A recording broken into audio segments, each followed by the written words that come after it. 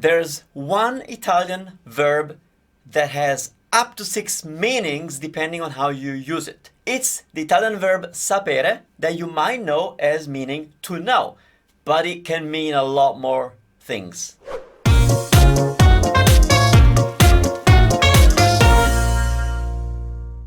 Ciao a tutti e bentornati a un altro video di Italy Made Easy. Io sono Manu Venditti e oggi ti parlo di un verbo italiano importante. Yes, I'm going to talk to you about a very important Italian verb for beginners but also for advanced level students. It's the Italian verb sapere. When you learn Italian, usually you're told that sapere means to know, and it's kind of in contrast with the other Italian verb for knowing, which is conoscere. We're not going to touch that, but sapere can have actually 6 different meanings. So let's start with the first one, that is the one that you probably know it for, and that's to know. Sapere is used for knowing of concepts, things that you can basically look up and acquire and then you know them. So it's not used for people, but for notions. Sai quanto costa un caffè in Italia? Sai quanto costa un caffè in Italia? Luca non sa a che ora parte il treno. Luca non sa a che ora parte il treno. Sapevate che noi non mangiamo carne? Sapevate che noi non mangiamo carne? So as you can see, you can use sapere in pretty much any tense, but be careful because there's one tense that changes the meaning of sapere in most cases. And that is meaning number 2 of sapere, and that is becoming aware, coming to know something, finding out, hearing about something. And here it's how it works. If you conjugate sapere in the passato prossimo, the Italian present perfect, then yes, the meaning changes to finding out. Let's look at some examples. Ho saputo che ti sei sposato. Congratulazioni. Ho saputo che ti sei sposato. Congratulazioni.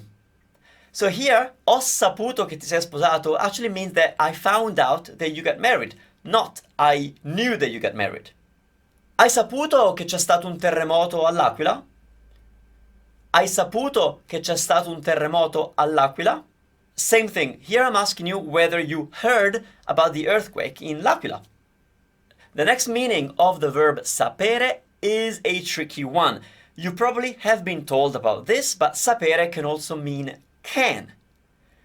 And it's in opposition with potere, which also means can. So, without getting into the details of this, sapere means can in the sense of being able to do something. So it has to do with skills and not permission or possibility, for which we use potere.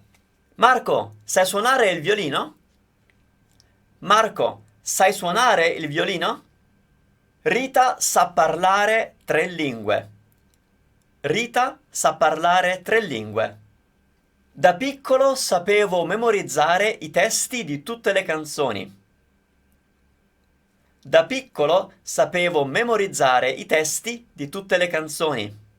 As you can see here, sapere can be used in pretty much any tense, except for the passato prossimo, with the meaning of being able to do something or knowing how to do something. There you go, knowing how to do something. That's how you're going to remember that sapere means can, because it kind of means the same thing as English, knowing how to do something. And now we come to the most unusual meanings and usages of the verb sapere. Sapere can be used to mean that something tastes like something else. Yes, sapere with the meaning of tasting like. Did you know this one? Questo caffè sa di aceto. Questo caffè sa di aceto. I'm saying that this coffee tastes like something else that it's not coffee. So it tastes like vinegar. Di cosa sa il dolce che stai mangiando?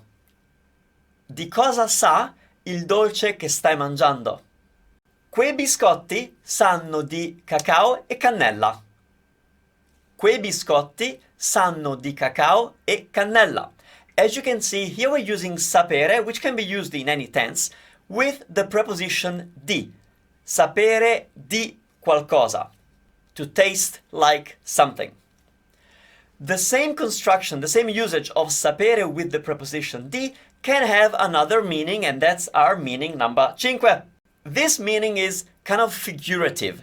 We can use sapere with the meaning of smelling like, in the sense of something smells fishy, something gives the impression of something else. Couple of examples. La cosa mi sa di marcio.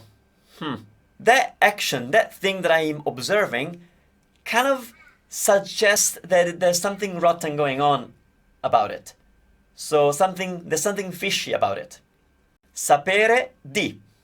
Un'azione che sa di falsità. Un'azione che sa di falsità.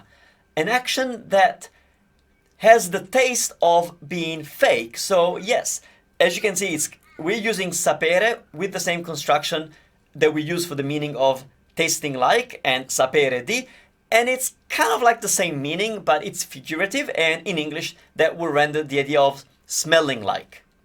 Just be careful not to use sapere di if something actually smells like something else. Like if this coffee smells like coffee, then I wouldn't use sapere di, I would use the verb odorare or avere l'odore or l'aroma.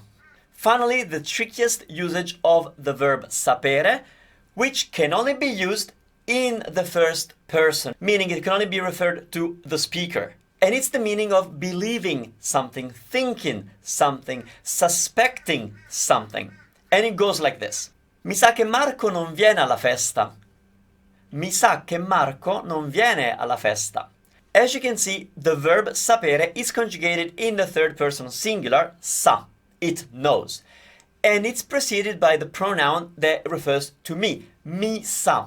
This construction, it's used a million times a day in Italian, and it's like saying I think, I suspect that. So in this example, we said that I suspect that Marco is not coming to the party. So mi sa che blah blah blah.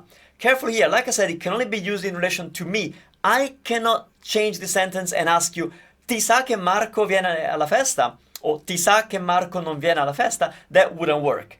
So as long as you use it in relation to yourself, then you can use this, and here comes another example. Mi sa che domani piove.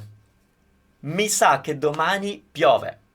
So to sum things up, the Italian verb sapere can be used with 6 different meanings. We covered the meaning of knowing, facts and notions, can in the sense of being able to, finding out or having heard about something, only when used in the passato prossimo, tasting like something, smelling like something fishy, and with the meaning of suspecting something or thinking something.